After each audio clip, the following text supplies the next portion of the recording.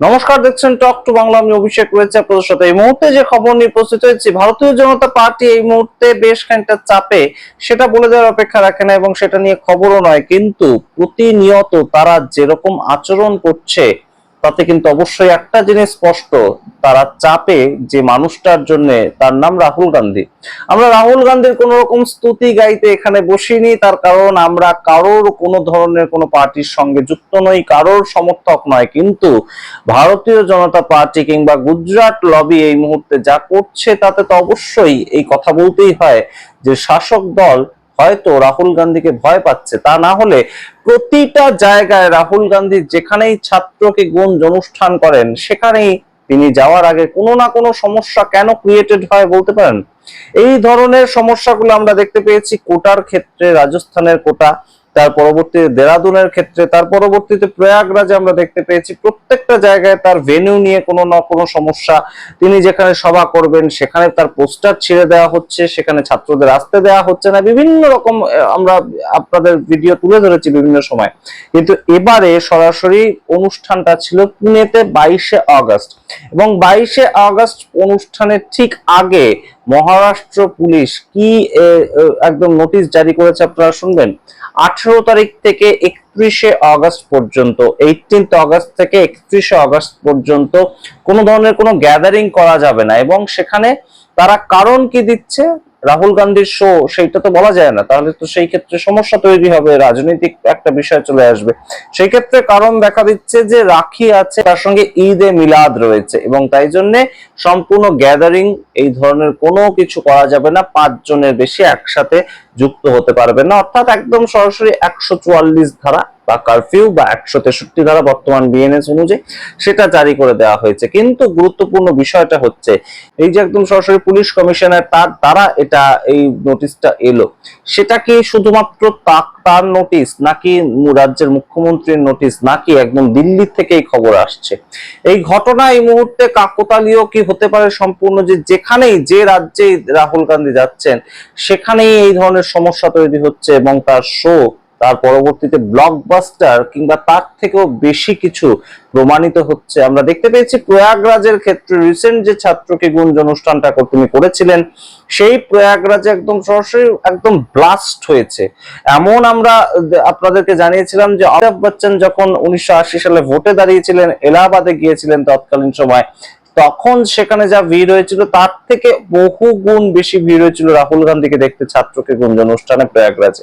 তো সেটা দেখে কি সম্পূর্ণভাবে এই মুহূর্তে ভয় পেয়েছে কোথাও গিয়ে গুজরাট লবি? তা না হলে এই ধরনের ঘটনা তো পর পর প্রত্যেকটা জায়গায় ঘটতে পারে না।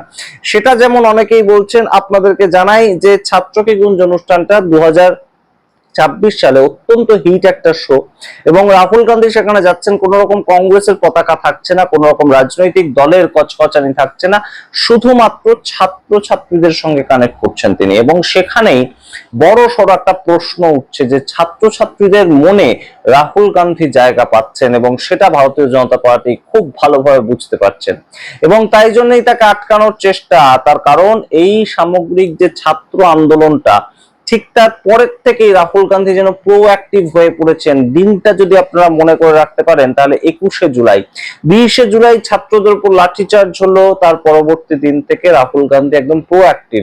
এবং তার পরবর্তীতে তিনি কি করেছেন, ছাত্রছাত্রীদের নিয়ে যারা মার খেয়েছে, প্যালেট গান চলেছে যাদের উপর, তাদের একদম গেঞ্জি তুলে তিনি তাদের সঙ্গে প্রেস কনফারেন্স করেছেন। যে সমস্ত মহিলাদের উপর অত্যাচার করা হয়েছে তাদের সঙ্গে প্রেস কনফারেন্স করেছেন, তাদেরকে প্রেসের সামনে প্রেজেন্ট করেছেন, এবং সেগুলো আমরা আপনাদের দেখিয়েছি। এবং ধর্মেন্দ্র প্রধানের যেদিন ইস্তফা হলো সেদিন নেহা বোরা তাকে সাথে নিয়ে তিনি একদম সরাসরি ছাত্রছাত্রীদের আওয়াজ, ছাত্রছাত্রীদের কণ্ঠ সেটা পৌঁছে দিলেন। এবং দেশের বিরোধী দলনেতা যখন সাপোর্ট করেন তখন সেই আওয়াজ যে অনেকটাই বেশি দৃপ্ত হবে সেটা তো আর বলে দেওয়ার অপেক্ষা রাখে না। এবং সেখান থেকেই আমরা দেখতে পেয়েছি পর পর লাগাতার যেখানেই ছাত্রদের কোনো সমস্যা হচ্ছে, রাহুল গান্ধী ছাত্রদের পাশে দাঁড়াচ্ছেন।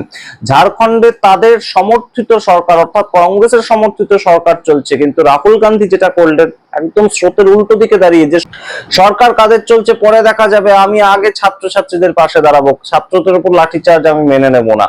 এবং ঝাড়খণ্ডে যখন 17ই আগস্ট আমরা দেখলাম, আপনাদের ইতিমধ্যেই দেখিয়েছি যে আন্দোলন থেমে গেল, হেমন্ত সোরেন সমস্ত মেনে নিলেন দাবি, ছাত্রছাত্রীরা আনন্দ করছে, তখন রাহুল গান্ধী জিন্দাবাদ এই ধরনের স্লোগান উঠছে।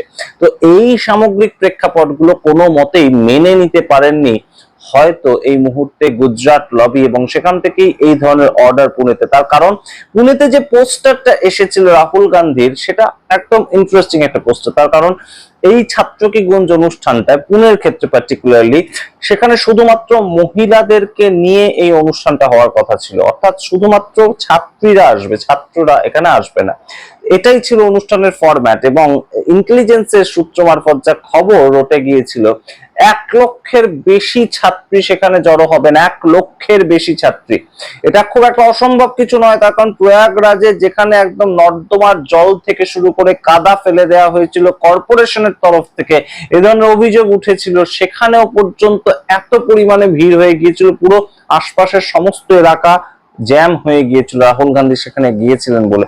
তো পুনেতেও সেরকম খবর ছিল, এবং সেখান থেকেই পুনে সরকার, অর্থাৎ মহারাষ্ট্র সরকার সরাসরি কিন্তু এই রাহুল গান্ধীকে একদম বন্ধ করে দিলেন। অর্থাৎ কোথাও গিয়ে এই মুহূর্তে যে ন্যারেটিভের ভিত্তিতে ভোটটা হয়, সেই ন্যারেটিভটা থেকে কিন্তু ছাত্রছাত্রী বা জেন জি বা জেন আলফা তারা অনেক দূরে সরে এসেছেন। হিন্দু মুসলিম নিয়ে তারা ভাবিত নন, ধর্মের ভিত্তিতে ভোট দেওয়ার কথা নিয়ে তারা শুধুমাত্র তাদের ভবিষ্যৎ নিয়ে ভাবতে চাইছেন, এবং যে নেতা সেই কাজটা করছেন তার নাম কিন্তু রাহুল গান্ধী হয়ে উঠেছে। এটা ভারতীয় জনতা পার্টিও খুব ভালো করে বুঝতে পারছে। Rahul Gandhi is continuously connecting with Gen Z, এবং সেটা খুব ফ্ললেসলি হচ্ছে, খুব স্পন্টেনিয়াসলি হচ্ছে, এবং সেখানেই এই ধরনের তাকে আটকানোর চেষ্টা একদম পর পর ক্রোনোলজিক্যালি, সেটা কোটাতে হতে পারে, সেটা দেরাদুনে হতে পারে, সেটা প্রয়াগরাজে হতে পারে, এবং তার সঙ্গে এই পুনের ক্ষেত্রে একই ধরনের সমস্যা আমরা দেখতে পেলাম। আপনারা শুনুন সুপ্রিয়া শ্রীনেট এই নিয়ে কি বলছেন, এবং অবশ্যই আপনাদের সামগ্রিক রিপোর্টের ভিত্তিতে কমেন্ট বক্সে কমেন্ট করে জানান আপনাদের মতামত। দেখতে থাকুন টক টু বাংলা, অবশ্যই টক টু বাংলা ইউটিউব চ্যানেলটিকে সাবস্ক্রাইব করে দিন। আমাদের ভিডিও ভালো লাগলে আপনাদের আত্মীয় স্বজন বন্ধু বান্ধব মহলে ছড়িয়ে দিতে পারেন, যাতে আমাদের রিচ আরো বাড়ে, এবং অবশ্যই আপনারা অনেক না জানা খবর শুনতে পারেন। ধন্যবাদ। छात्रों की गूंज वो कार्यक्रम है, वो संवाद है जहां पर राहुल गांधी जी खुले मन से छात्रों से, युवाओं से बात करते हैं। वहां पर कोई राजनीतिक चर्चा नहीं होती है, उनके इश्यूज पर, उनकी प्रॉब्लम्स पर उन्मुक्त होकर संवाद होता है, कैंडिड कॉन्वर्सेशन होता है। पहला छात्रों की गूंज कोटा में हुआ, जहां पर राजस्थान की बीजेपी सरकार ने पहले तो जगह बदली, फिर छात्रों को आने से रोका, तमाम हथकंडे अपनाए।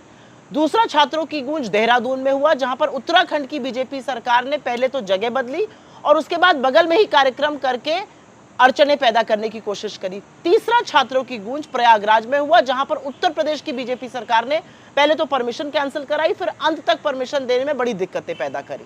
और अब पुणे में महाराष्ट्र की बीजेपी सरकार ने 5 लोगों से ज्यादा एक जगह एकत्रित होने पर 14 दिन का बैन लगा दिया है। छात्रों की गूंज पुणे में 22 अगस्त को होना है। आप कितना डरते हैं राहुल गांधी से, आपको कितना खौफ है जेनजी का? अरे कुछ तो अपनी पुरानी ओछी जो टुच्ची हरकतें उनसे सीखिए। आप जितना व्यवधान पैदा करेंगे उतना सक्सेसफुल ये कार्यक्रम होता है। पहले भी लाखों छात्र आए थे, इस बार भी आएंगे, क्योंकि आने वाले जेनजी और युवा हैं और बुलाने वाले राहुल गांधी हैं, और दोनों आपकी ओछी टुच्ची हरकतों से सुनकर घर पर बैठने वाले नहीं। और इस बार तो कार्यक्रम एक्सक्लूसिवली लड़कियों के लिए हो रहा है, जो ना रुकेंगी, ना थमेंगी, ना झुकेंगी। लड़कियों की सौगात याद है ना, 56 इंच का छोटा बंदर, वही सुनकर चुप हो जाइए। ऐसी ओछी टुच्ची हरकतें कब तक करते रहिएगा? आप जितना व्यवधान पैदा करिएगा, जितनी दिक्कतें, जितनी अड़चने लगाइएगा, कार्यक्रम उतना और सक्सेसफुल होगा। राहुल गांधी आएंगे, युवा आएंगे, लड़कियां आएंगी, और कार्यक्रम एक मेगा ब्लॉकबस्टर होगा। आप फिर से मुंह की खाएंगे, क्योंकि आप इस देश के युवाओं को समझ ही नहीं रहे हैं। आप उनकी समस्याओं को सुनना ही नहीं चाहते, आप सिर्फ दमन करना चाहते हैं। उनकी आवाज को दबाना अब आपके बस की बात नहीं है मोदी जी। इस तरह की हरकतें करके क्या प्रूफ कर रहे हैं? टुच्चापन लग रहा है।